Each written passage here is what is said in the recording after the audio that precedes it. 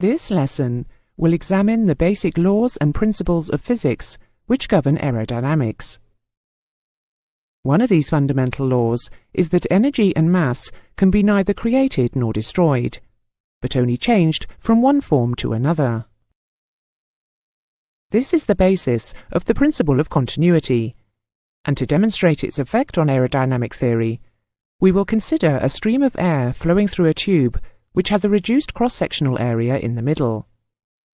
The air's mass flow, or mass per unit time, will be the product of the cross-sectional area of the tube, A, the velocity, v, and the air density, ρ. The mass flow will remain constant at all points along the tube. The equation of continuity is A times v times ρ equals constant. Because air is a compressible fluid, any pressure change in the flow will affect the air density. However, at low subsonic speeds, less than Mach 0.4, density changes are insignificant and can be disregarded. The equation of continuity can now be simplified to A times v equals constant, or, when we rearrange it, velocity equals constant divided by area. Because the mass flow must remain constant, it can be seen from the equation of continuity that the reduction in the tube's cross-sectional area results in an increase in velocity, and vice versa. The equation of continuity enables the velocity changes of airflow around a given shape to be predicted mathematically for speeds below Mach 0.4, which is around 260 knots at sea level.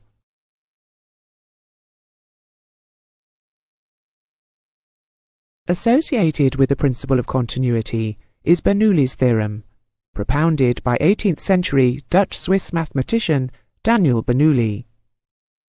His theorem states that, in the steady flow of an ideal fluid, the sum of the pressure and kinetic energy per unit volume remains constant, or, more concisely, the sum of the energies present remains constant.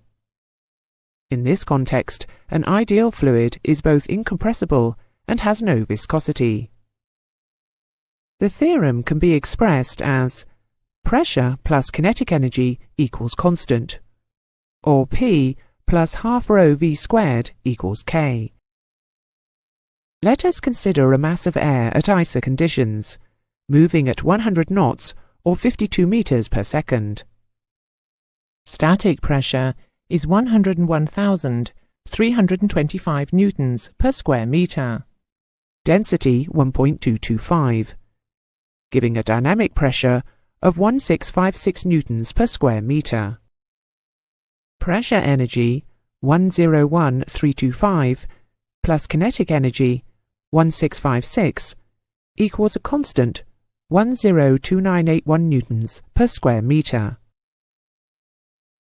Because the velocity of the airflow at the throat has doubled, its dynamic pressure has risen by a factor of 4, and the static pressure has decreased.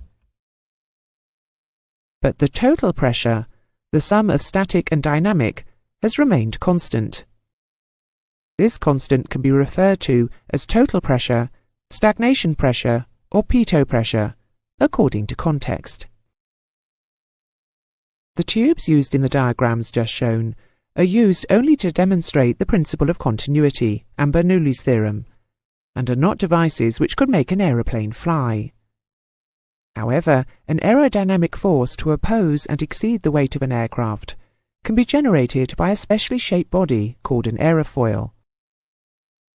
The airflow over the top surface of a lifting aerofoil will be at a greater velocity than that beneath, so that the pressure differential will result in a net upwards force per unit area.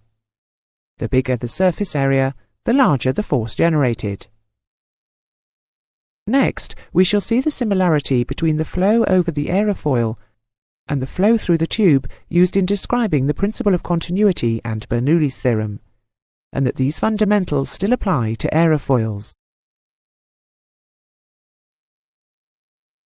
A streamline is the path followed by a particle of air in a steady airflow, and one streamline cannot cross another.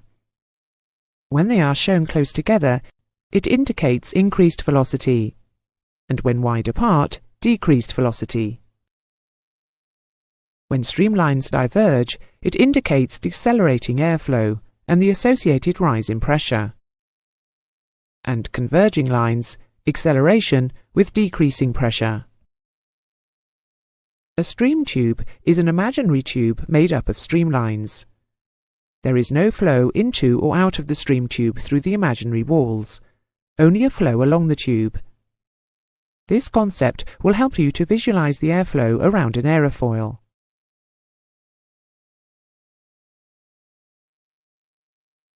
To grasp the basic principles of aerodynamics, you will need to understand the principle of continuity and Bernoulli's theorem. We can summarize the relevant elements as follows. By the principle of continuity, air accelerates when the cross-sectional area of a streamline flow is reduced, and decelerates when it increases. By Bernoulli's theorem, if a streamline flow of air accelerates, its kinetic energy will increase and its static pressure will decrease. Conversely, if air decelerates, the kinetic energy will decrease and the static pressure will increase. Additionally, it should be remembered that these pressure changes will not affect air density at speeds below Mach 0.4. By using these effects, an aerofoil can generate the aerodynamic forces required for flight.